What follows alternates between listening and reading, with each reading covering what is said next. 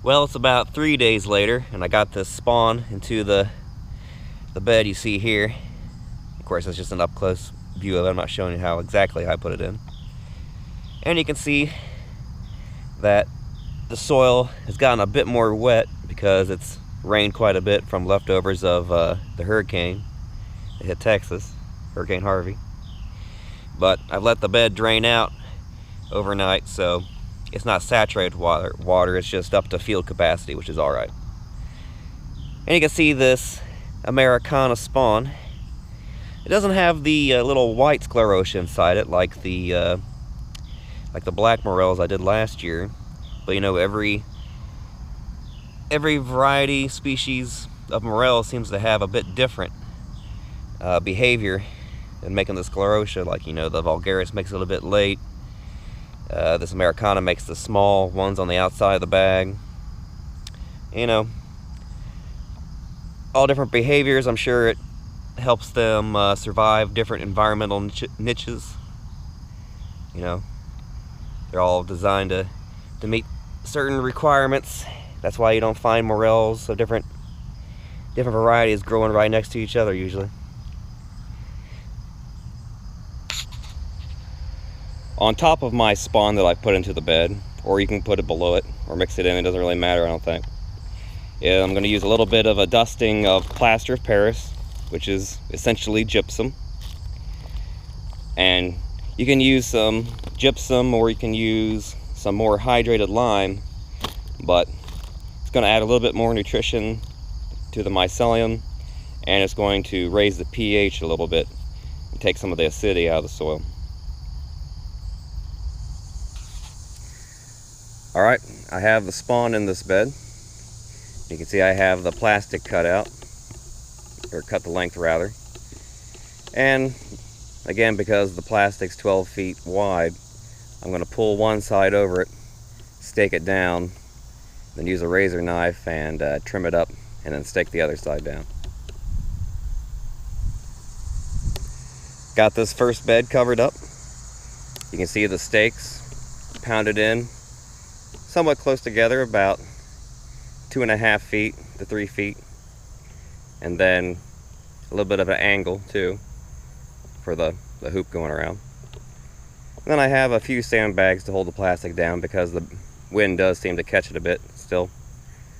And I think because it's a bit sunny today, and it looks like I was going to have a little bit of a warm up here, I'm going to go ahead and put the PVC pipe and the shade cloth on this row, and maybe all the rows that I do up here.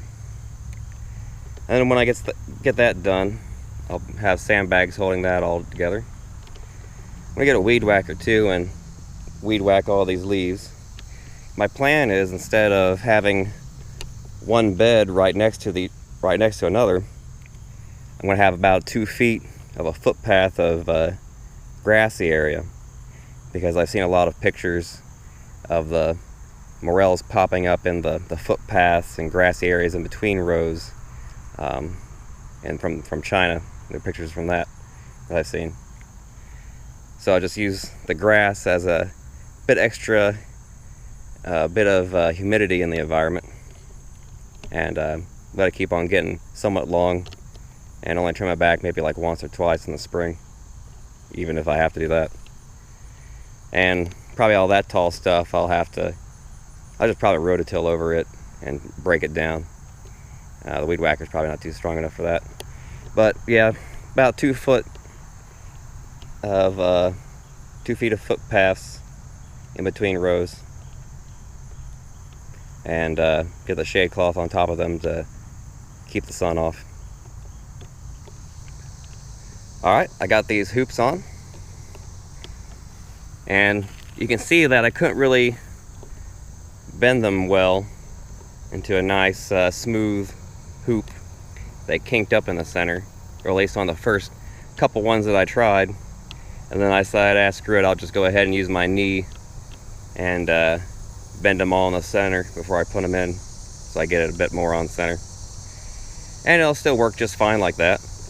When you bend the PVC, the bend is still smooth on the corners, so it's not going to tear into your shade cloth. So I'm going to roll out some shade cloth and get it up on next. First bed is done. See the shade cloth up on it? It has about a foot of slack on each side. That gives it plenty of room for a sandbag or whatever you're using to hold it down.